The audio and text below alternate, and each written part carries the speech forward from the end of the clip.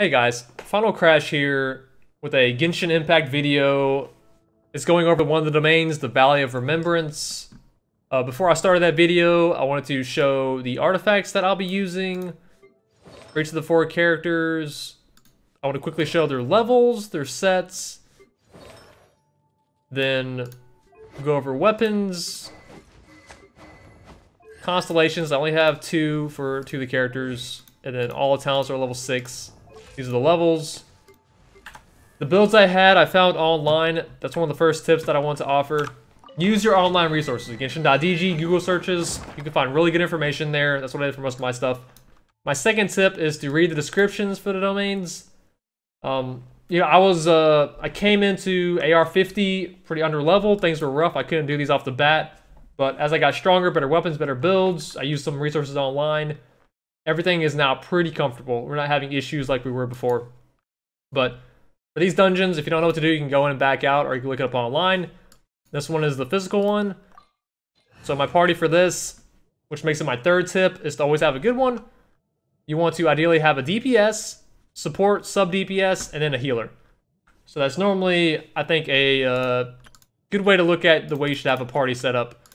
It's worked pretty well. We talked to a friend, he kind of taught me this method, and it's always been a pretty good way to look at the game. I think online also tells you that. My team is anchored a lot on the 5 stars, Rex Lapis and Qiqi. I think Rex Lapis gets a good job done with physical, so it makes him pretty good for this dungeon. Anyways, my 4th tip, you normally want to know who you're fighting. I've done this dungeon a few times before I've been making this, so I know there are 3 treasure hoarders, there's one Fatui Pyro Agent, and then there's one Electro Cicin Mage. So I already know beforehand what I'm getting into. And knowing this, even if I just went into this dungeon raw, the first thing that I want to do is to kill these ads. Get the ads off the board. They just throw Pyro, Cyro, they throw ice bombs, pretty obnoxious. Get them off the board, and once they are, you focus on the other 2. But we'll get to that in a second. Something that's pretty good to know is my supports do not live long.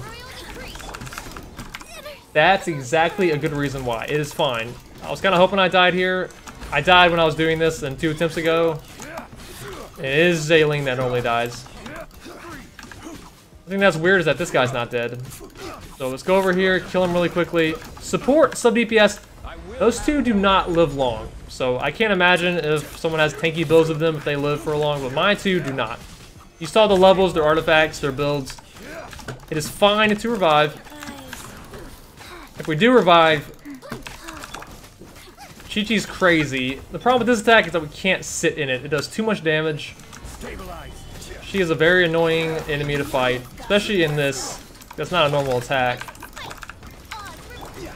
We haven't picked up any shards. You don't want to get hit by an attack. You really want to dodge. Dodge, dodge, dodge. Use ability spam to cling into this. And for the majority of this dungeon, we're getting Rex Lapis out. I don't know if I turned around there, but it only hit her. Normally, out of my 4 attempts that I've done practicing up to this, I've always killed this guy first, but he can be rather pesky sometimes. So it really just depends on his nature. Like this time he's AFK pretty hard here. It's fine by me. I mean, I could actually probably kill her, but her teleporting is annoying. She's an annoying character. A really big tip, always keep track of your life. It's a pretty obvious one, but I have Qiqi. Like I said, she's an anchor. I'm able to lean on her when I need her. Especially when my life is kind of effed up.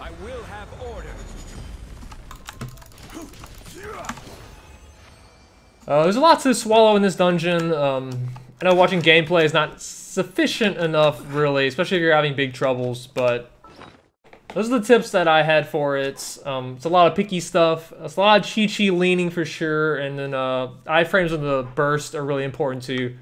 But there's a lot of things about it. Like I said, it took me a lot of improvement. We're at a pretty good pace with it. We saw them die. It's fine to revive. Can't die twice. Dying twice is hard. But can still win as long as the important people don't die. Alright, anyways, thanks for watching.